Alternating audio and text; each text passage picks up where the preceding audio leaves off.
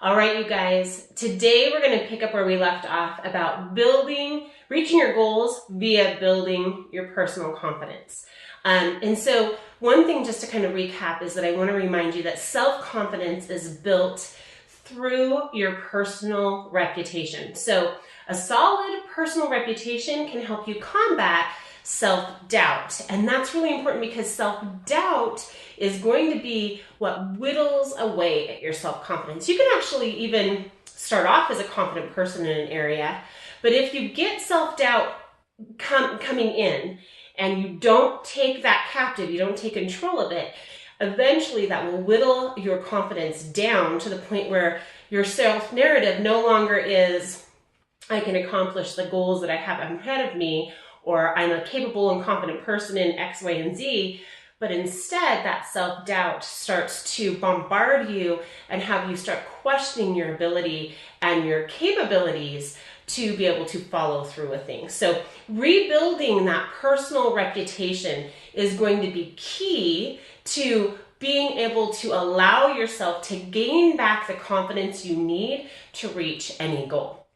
Now, by saying rebuilding, I want to be really clear here. I am not talking about, shall we say, BS mantras that you're going to repeat over and over and over again in hopes that somehow, someday you finally believe it, right?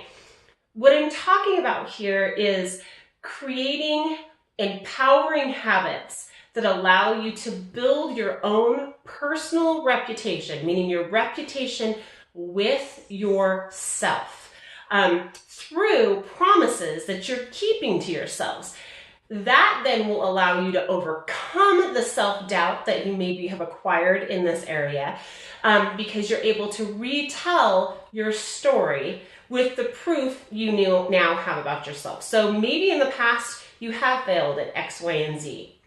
But if we can teach you the habit of creating small personal promises, keeping them, and then building on that, we now can build your personal reputation with solid proof to yourself, of yourself, that will allow you to move forward in any area in your life. So this is a really powerful tool if you use it. So up to this point, you have not done the first step. I'm going to recap that for you. I want you to take time today to do that. Follow the action step I'm going to give you with it, and then make sure that you follow through the rest of the steps as well. Today, I'm going to actually cover 3 very simple action steps to take in order to completely erase self-doubt. And again, if you use this in other areas of your life, it's also going to build the confidence and help you reach your goals in those areas as well, beyond your fitness and your health goals, okay? And first, like I said, let's make sure that you're ready to take the next step, because if you haven't done the first, you will not be prepared to do the second. Do not skip these, you guys. Very simple things to do, but they're very powerful. And these really are the missing pieces that people generally have, and why they repeat the same thing over and over, month after month, year after year, of wanting to have change, but never actually getting to the change. So last week, we looked at your big goal, okay? And I told you to ask yourself, what steps do I need to take to get there? So let's say you want to lose 30 pounds, okay? So some of the basic steps, or the big chunks of things that are going to need to be done, are you're going to need to consistently be on track with your food, right? Be responsible with what you're putting in your mouth.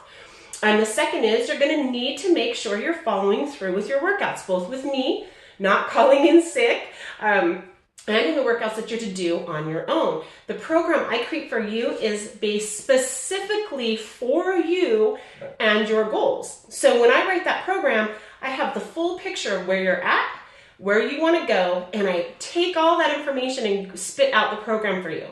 If you're only on point with your meals 60% of the time, you're not going to get the kinds of results that my clients who are on point with their meals 90, 95, 100% of the time get. You just aren't.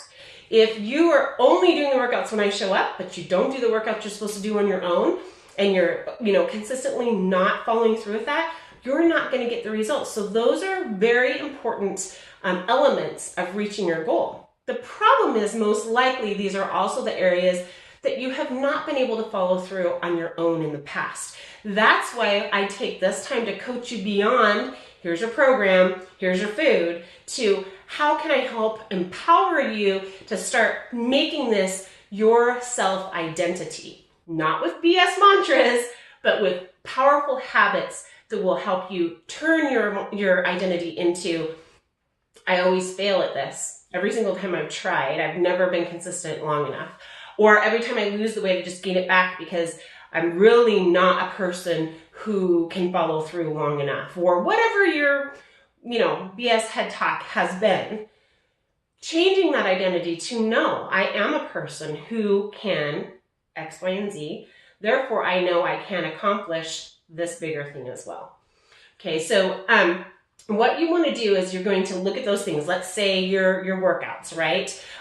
You've listed the things from the past that have kept you from being able to do this. So maybe you always sleep in instead of getting up and getting to the gym in time. Okay, if I'm not knocking on your door, you're sleeping in. Okay, maybe that's happened in the past.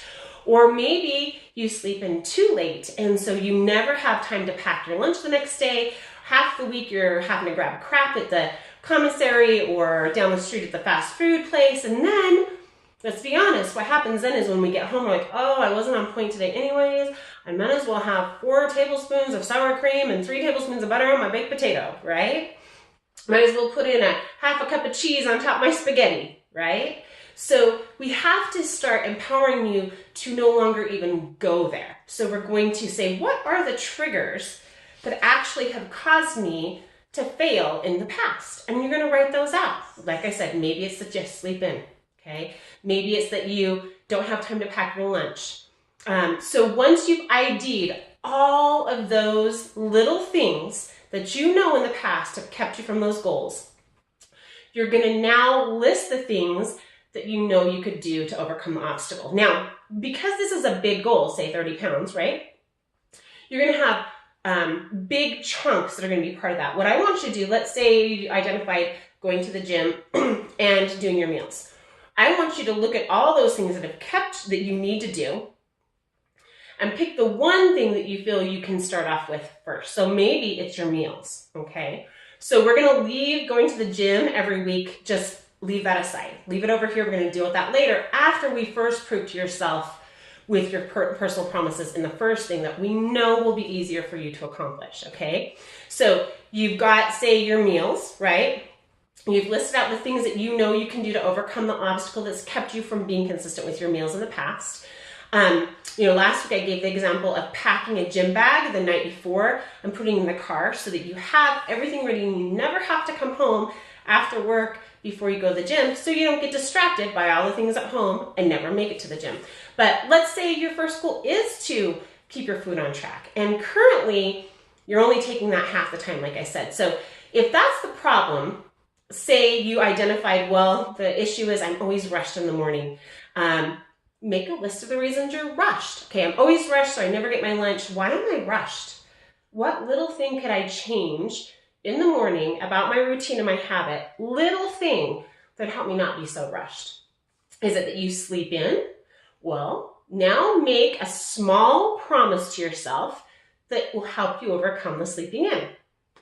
If it's that you just don't have things ready for your lunch in the morning, so you end up not having things ready to take, you don't have enough time to try to come up with the meal or to think it through, make a small promise to yourself regarding this, that, for example, I will always pack my lunch the night before when I'm cleaning up the dinner mess. You got to clean up the dinner mess anyways. Put that in your little containers, put it in your little bag, leave it in the fridge in the morning. The only thing you have to think about is walking to the fridge, opening the door, taking the bag with you to work, okay? If part of it is, well, I just don't have food ready in the morning, or I don't have food ready at night, another great promise, and I would actually do this twofold promise for yourself if this is a problem, is that I will always make a little extra every meal I cook. This is doing the 180 with your meals. You guys have heard me talk over and over and over again about it. If not, I'll make sure that I give you a link to a video where I describe it to my clients. But there's such simple ways for you to not have to do big food prep. The number one thing is, like tonight we're having steak. and I'm having sweet potatoes. My husband and daughter are just gonna have russets. They want russets. And then I'm having a big salad, okay? I'm cooking more steak ahead, and I'm cooking more sweet potato ahead. That literally is gonna take me 2 extra minutes, but it will prep meals ahead for days. So if every time you cook a meal, you always cook a little extra, you will never go to the fridge without something to grab that's okay and on your plan that you can put in your lunch. It's very simple. Literally, these things will not take 5, at the most 10 minutes every single evening at night, but they will be what empowers you to have the ability to stay on track. And if you're able to stay on track, then you're able to build your personal reputation. Even if you had a long night or you didn't get enough sleep, the kids kept you up, you hit the snooze 3 times, so what? Your lunch is already packed. No reason to fail, right? Even if you thought, oh my gosh, I totally didn't meal prep ahead, it doesn't matter because you cooked the stuff as you went. You didn't need 8 hours on one day to keep yourself on track to have food cooked ahead. 5 minutes a night will keep you on track. It keeps me on track. It has year after year. I promise you, if you do this, it will work, okay? So now you've kept that promise to yourself, and it's really, really important that your one promise is one tiny thing that you know you can be consistent with, because you need to do this every day, day in and day out. This needs to be a small daily win that you take with you throughout the week so that you are constantly proving yourself to yourself. That way, now once you have under your belt, look at this, I can actually stay on my food plan. I don't accidentally eat off plan because I wasn't ready. If I choose to have a cheat meal or a refeed meal, it's because it's purposeful and it's intentional and it works within the program that Alicia and I are working on. Not it was accidental and I went off the rails and now I'm digging myself out of a hole, okay? So this way, doing this, you're able to build that reputation with a truth, not a BS mantra that you can use, that because it's truth, it's a tool that you can use to conquer that self-doubt. The key is picking the small thing that you know you can keep so that you have proof to yourself that you can do this, okay? So everybody can take the 5 minutes a night and prep the meal. Everybody can take the 5 minutes a night and cook 2 extra sweet potatoes so that they always have sweet potatoes. The next night I'm going to cook some extra rice so I always have rice. Tomorrow when we have fish, I'm going to cook a little bit extra fish so I always have it. Like whatever it is, right? Cook that little extra. Everybody can do it. And I'm going to be real honest with you. If you're not taking that 5 minutes to do the simple, tiny thing that you've identified, then you're sabotaging yourself. It's not because you weren't prepared. It's not because this is a new habit. It's not because new habits are overwhelming. It's because even when it was broken down into tiny little things that you can do, you chose not to. And that will be something you have to address further. But for the majority of people, this is so empowering that you can actually overcome self-sabotage, because as you prove yourself to yourself, it feels good and you want to do it again. And that is the second thing, actually. You need to make sure that you also remind yourself that you are the person who. So let me back up for just a second. Let me first state, before I move on to the second thing, if you have not gone through this first steps process yet, do it tonight. The action step with this is after you write it out, you identify, I want a meal, make sure that I stay on point with my meals. I'm going to cook a little bit extra with every meal I cook, and I'm going to pack my lunch every night at dinner when I clean up. See, when we create habits, and we'll talk more about this in detail, but when we create habits, it's important we have a trigger that reminds us to do it. So if every night you clean up dinner, every night, nobody goes to bed with food laying all over their house, right? So that's something that's already a habit, something you already do. We can stack that habit with, when I do this thing that I already do, I am now going to implement this new habit, which is pack my lunch, okay? So you write that down. I'm going to pack my lunch. And then you are going to take a picture of that and you're going to send it to me. Now, I want you to handwrite this out. I want you to put it up somewhere where you can see it. And I want you to take the picture so that I can help you stay accountable with it as well, because I'm going to be asking you how that's going. That accountability is just as important in building new habits as it is in your workouts and everything else that we're building accountability with. Now, moving on. Now that you've got the picture taken and sent to me, you're hanging it on your wall, you've identified these things. Now, importantly, you need to be able to recognize this in yourself, okay? You have to acknowledge yourself with the promises you're keeping, because you have a bunch of BS running through your head that's created a bunch of self-doubt, of a self-narrative of you never have been able to, you always do, blah, blah, blah, whatever that negative self-narrative is. And I promise you, it will keep replaying until you take control of it. One of the best ways to take control of it is to say to yourself, when you do show up with your lunch, I am so glad I am a person who follows through with what I say to myself. I am so glad that I've taken the 5 minutes every single night to be the person who can conquer my inability to stay on plan with this simple thing. I'm a person who has the ability to overcome bad habits with good habits so I can reach my goals. Look at me. I'm sitting here eating my healthy lunch at my desk, okay? So you must acknowledge yourself like that you're keeping those promises to yourself so that you can build that new story and really start destroying that old story that was created by that self-doubt. Now, that's number two. So acknowledge yourself. So a way that you can do this is, well, let's move on to number three. Number three, and I'll show you all in action together once we're done here. So number three is, and I love this idea, I learned this from Ed Mylett. I mentioned him last week when we did this. He's a great, great leader, has wonderful tools, great success in his life, and a lot of free content, some books out there and stuff like that. So definitely check him out. But one of the things he teaches about erasing self-doubt is to think of that negative thing. So let's say this. I'm going to use a personal example for myself. A few years ago, I ran Ragnar, Wasatch Back. I'm not a runner. That's the narrative I've told myself all the time. I've never been a runner. I tried to get out of running, even in elementary school when we had to run the track. The running I did was in softball. That was my running. Short distances from base, trying to field the ball, that's it. I didn't play basketball, even though I was plenty tall and everybody always wanted me to, because I did not want to run up and down that court. But my sister and I decided we like adventure and we wanted to challenge ourselves. And we decided for a very personal, special reason, we were going to run Wasatch Back one year. And that meant I was going to have to overcome my self-narrative of you're not a runner. You're like a clumpity, right? I'm a weightlifter. I'm not a lean gazelle, okay? And I ended up with the second hardest leg of the race. One of the reasons was because we needed me to do the uphills. Because I am a weightlifter, I have very strong legs, and I could power up the hills, where other people without that would have a harder time. And there were days when I was like, oh my gosh, I hate running. I just want to spend this time lifting weights. I'm not this person.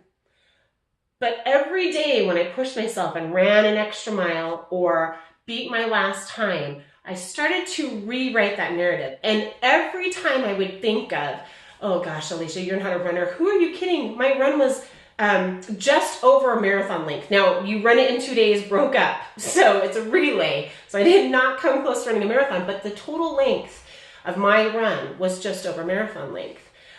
So to go from never running to that was a little overwhelming. But what I did in my personal journey was, as my mindset was, oh, Alicia, you're not a runner, you're never going to make it. You literally are going to die out there.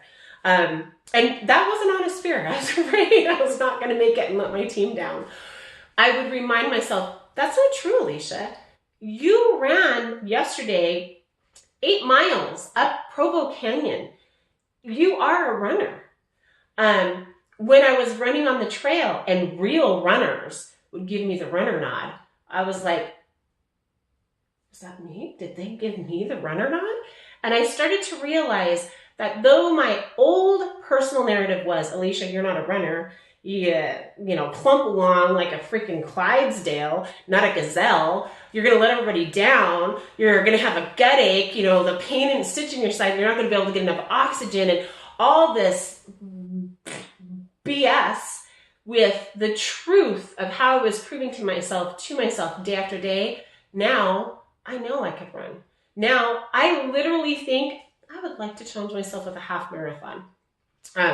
Those kinds of things I would have never had because it wasn't my identity. But when I proved myself to myself, it became my identity. But I did that by taking every negative self-doubt thought that came to mind and pushing it out with a new truth. And so Ed Mylett gives this really great visual, and I really want you to take this visual seriously because it's so powerful. When we can really visualize something, we can really overpower it. So he says, when that self-doubt comes in, like, Alicia, you're not a runner, you're going to die going up the hills. Whoever thought you should have this second hardest part of the route? I could then see that on a CD, see it on a DVD, see it on an old LP, see those words written there, and then literally mentally scratch it out. Scratch it until you no longer can see it. Because all that bad self-narrative is going to replay over and over and over and over again until you scratch it out and replace it. So I want you to mentally scratch it out. Don't even see it anymore. It used to be words on that DVD. I scratched it out, and just like a DVD that if it was scratched like that, it couldn't play anymore, would be useless, completely unable to be viewed or watched or taken in that information anymore. So is this negative personal narrative. So you scratch it out, and then immediately, this is very important, immediately you replace it with your new truth. But I did actually run 8 miles at Provo Canyon yesterday, and I enjoyed it. It was invigorating. I am a runner. Okay, so whatever that is, you now replace it. This is really important, you guys. Please take it as seriously as take it very seriously so that I know that you're taking these tools and utilizing them, because they will make a difference. Now, the next thing we're going to go over on our next little part in the series, right? And in that, I'm going to teach you one more tool of how in 5 seconds you can actually get yourself to activate within the new habit and move away from the bad, disempowering habits. So we've done a couple things. We've identified what your goal is. We've identified what needs to happen. We've identified what in the past has made you fail. Be honest with yourself. How come you failed? We've identified triggers and little tiny promises that we can keep ourselves that will help us overcome that failure, rewrite our narrative. Now we're keeping these small, tiny little promises to ourselves so that we can build on those over time, keep bigger promises to ourselves in our bigger goals. And every time that self-doubt comes up, we're taking it captive by coming in, seeing it on the CD, seeing it on the DVD, scratching it out, and replacing it with your new truth, so that you're constantly proving yourself to yourself while you're acknowledging that truth about yourself, sitting at your desk, eating your healthy lunch. Wow, I am somebody who can follow through with this. I am somebody who values taking care of myself enough to give myself 5 minutes a night to follow through. Okay, so that is your next 3 steps. Well, you only get 2 today. We're reviewing the first one. I want to see you guys send me the snapshot. I want to see that in the next 24 to 48 hours so that we can really take charge of this. The faster you get this, the sooner we can get new habits formed and new roadways into where you want to be, so that you can start really feeling like you're walking in the truth of who you know you are and who you're working to be today. So I hope that's helpful to you guys. Looking forward to seeing that, and you guys have a great day.